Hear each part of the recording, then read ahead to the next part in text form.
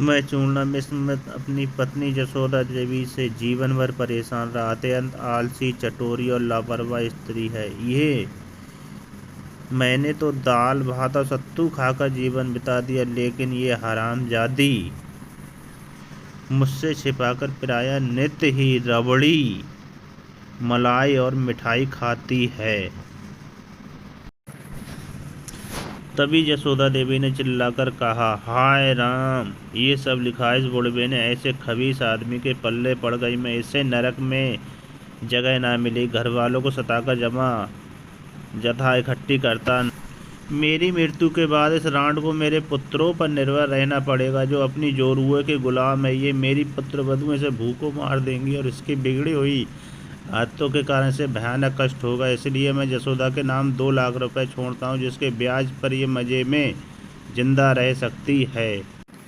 मैंने चौथा अनुच्छेद समाप्त ही किया था कि स्त्री के कक्ष में हंगामा सा खड़ा हो गया। जसोदा देवी हाय लालवन के पिता कहकर धड़ाम से जमीन पर लेट गईं और अन्य स्त्रियों ने उन्हें घेर लिया। 10 सेकंड बाद ही उन्होंने रोना प्रारंभ कर दिया।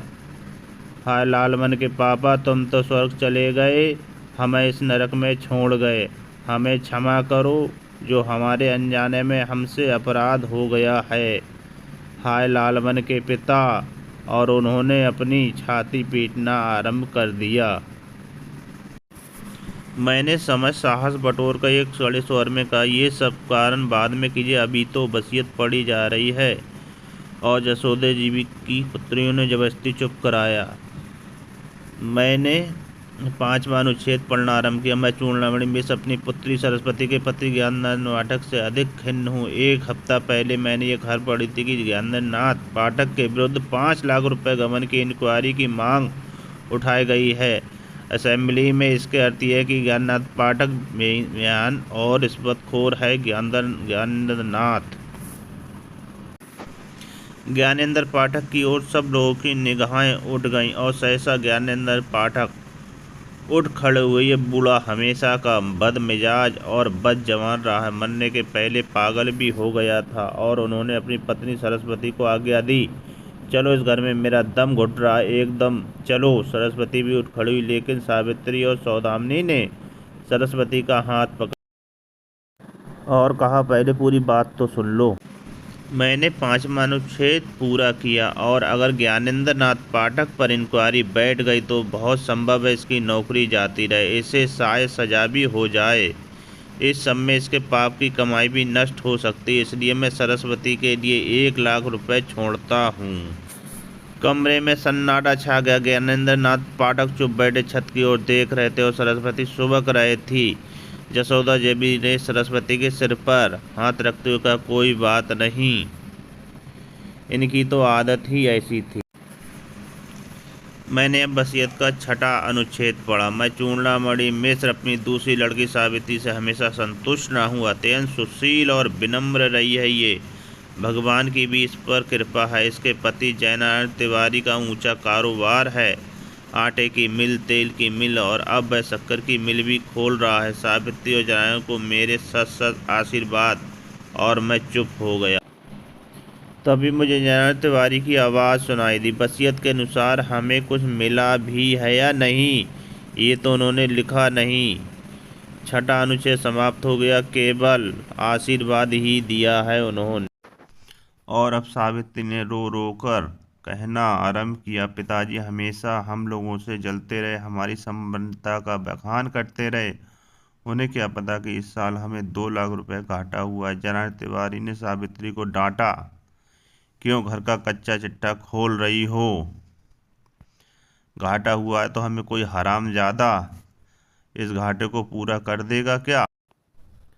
कर्नल संजीवन पांडे ने कड़े स्वर में कहा, तिवारी जी, गाली वाली देना हो तो अपने मजदूरों और मातहतों को देना, यहाँ दोगे तो मुंह तोड़ दिया जाएगा। मैंने सब लोगों से हाथ जोड़कर विनय पूर्वक कहा, पहले वसीयत समाप्त हो जाए, तब आपस में लड़िए झगड़िए। काफ़ी चाव चाव के बाद सब लोग शांत हुए। मैंने जब 7वां अनुच्छेद पढ़ा। मैं चूड़ामणि मिश्र अपनी छोटी लड़की सौदामिनी का मुंह नहीं देखना चाहता। ये मेरे नाम को कलंकित कर रही है, बाल कटे हुए, अंग्रेजी में बात करती है, मुझे बताया गई है कभी कभी सिगरेट और शराब भी पी लेती है।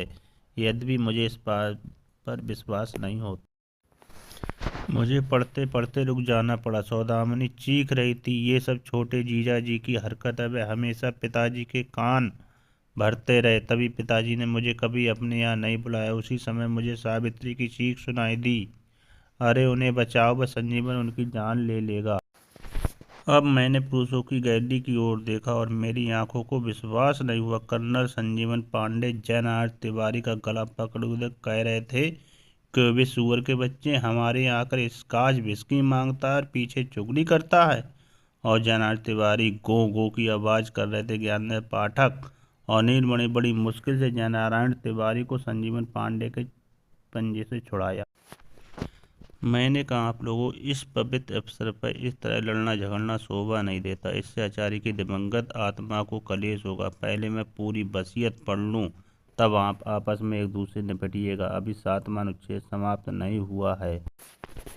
सब लोग शांत हो गए। मैंने पढ़ना आरंभ किया, लेकिन इस समय मुझे लगता है मुझसे सौदामिनी के प्रति अन्याय हो गया है। एक पतिव्रता स्त्री का जो करना चाहिए वही सब वह कर रही है, और मैं संजीवन पांडे को भी दोष नहीं दे सकता। फौज में बड़ा अफसर है, चीन की फौज से लड़ा, पाकिस्तान की फौज से लड़ा और सौभाग्य से जीवित बचा हुआ है, लेकिन मृत्यु की छाया उसके सिर पर मंडराती ही रहती है। इसलिए वह खुलकर मांस मदिरा का सेवन करता है, खुले हाथ खर्च करता है। पास में पैसा नहीं, अगर मर जाएगा तो सौदामिनी और उसके बच्चों को भीख मांगने की नौबत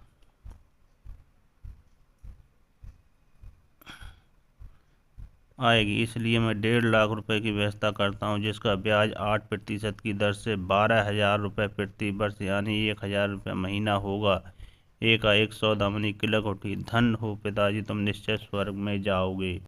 और मैंने देखा कि संजीवन पांडे ने उठकर जयनारायण तिवारी को गले से लगाया। भाई साहब, मुझे क्षमा कीजिए, आपकी ही वजह से उस खबीस बूढ़े से 1.5 लाख रुपए की रकम हाथ लगी। मैंने संजीवन पांडे को डांटा, तुमको शर्म नहीं आती जो अपने पिता तुल्य पूज्य आचार्य को खबीस बूढ़ा कह रहे हो? अच्छा, मैं 8वां अनुच्छेद पढ़ता हूँ। मैं चूड़ामणि मिश्र अपने भतीजे जगतपति मिश्र राजज्योतिषी के कष्टों से भली भांति परिचित हूँ। इसके पास कोई बैठक नहीं है, इसलिए ग्राहक खुद इसके यहाँ नहीं फंसता। इसे घूम फिर कर ग्राहकों को फंसाना पड़ता है। बावजूद इसके अपने झूठ और आडंबर के ये अपना पेशा नहीं चला पा रहा है।